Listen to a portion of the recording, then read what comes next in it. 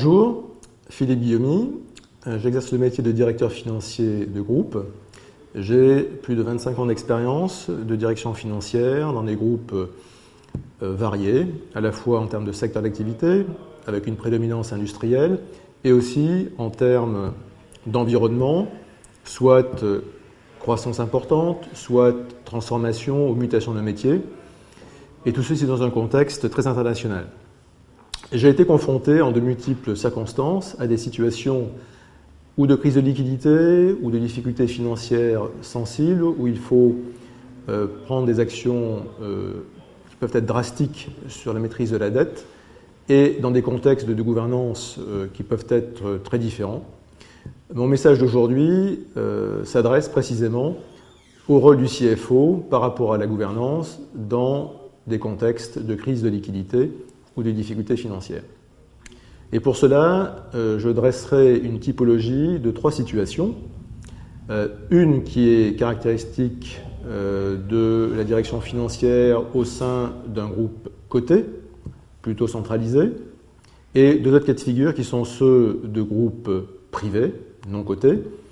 où il peut y avoir une gouvernance différente selon que le pouvoir exécutif se confond ou est relativement autonome par rapport à la détention du capital. Premier cas de figure, il s'agit du groupe coté, où la direction financière est investie par la direction générale d'un programme de réduction des capitaux employés drastique pour des raisons de rupture de covenants. Dans ce cas de figure, le directeur financier d'une division, par exemple, sera dans une situation de véritable empowerment par la direction financière groupe pour conduire à son niveau ce programme de réduction des capitaux employés. Et le risque en la circonstance est que les mesures à prendre puissent à un moment donné se trouver être en contradiction ou dangereuses par rapport à la marge des affaires. Deuxième cas de figure, il s'agit du groupe privé où la détention du capital se confond avec le pouvoir exécutif. Ce groupe doit gérer une crise de liquidité.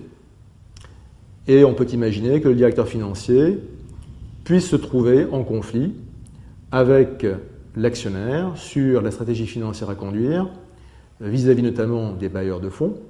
qui voudront exiger plus de transparence dans la communication financière, ou qui seront plus exigeants en termes de covenants ou d'engagements à prendre dans la documentation bancaire, voire même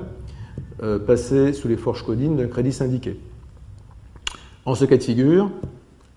la situation pourra être, à un moment donné, très compliquée pour concilier des exigences contradictoires. Troisième cas de figure, c'est le groupe privé, encore une fois, mais avec une gouvernance plus équilibrée, entre un conseil d'administration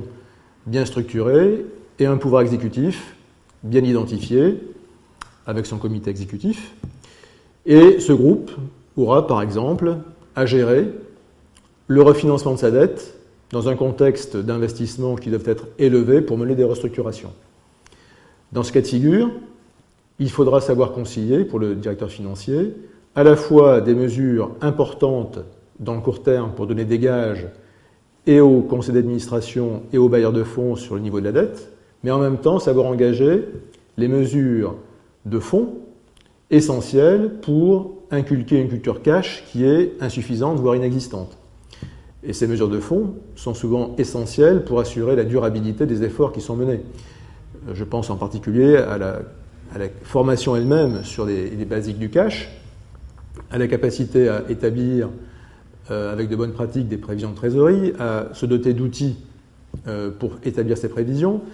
à inculquer une culture cash à travers une incitation des managers à travers les bonus, toutes sortes d'actions qui nécessitent un travail de fond et dans la durée. Et dans cette circonstance, le directeur financier peut avoir des conflits de priorité à gérer et se trouver en décalage avec son directeur général. Situation qui peut être également difficile. En synthèse,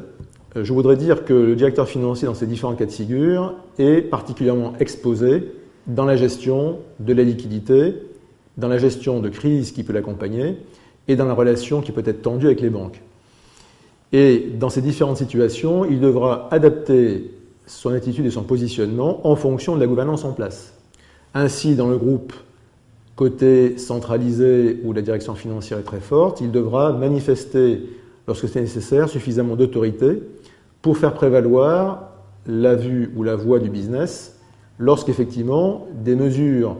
trop exclusivement financières viennent ou peuvent venir à mettre en danger la marge des affaires. Dans une situation de groupe privé où il y a confusion entre l'exécutif et la détention du capital, il devra prendre ses responsabilités à un moment donné si sa réputation peut être mise en danger. Troisième cas de figure, le groupe privé avec une gouvernance plus équilibrée, le directeur financier, dans cette circonstance, devra être beaucoup plus stratège pour trouver les bonnes relations triangulaires entre lui, le conseil d'administration, le directeur général et les différents directeurs opérationnels, de façon à pouvoir gérer au mieux les différentes priorités. Et dans ce cadre, il devra trouver le bon tempo, en particulier avec le directeur général, dont il doit être effectivement l'allié pour trouver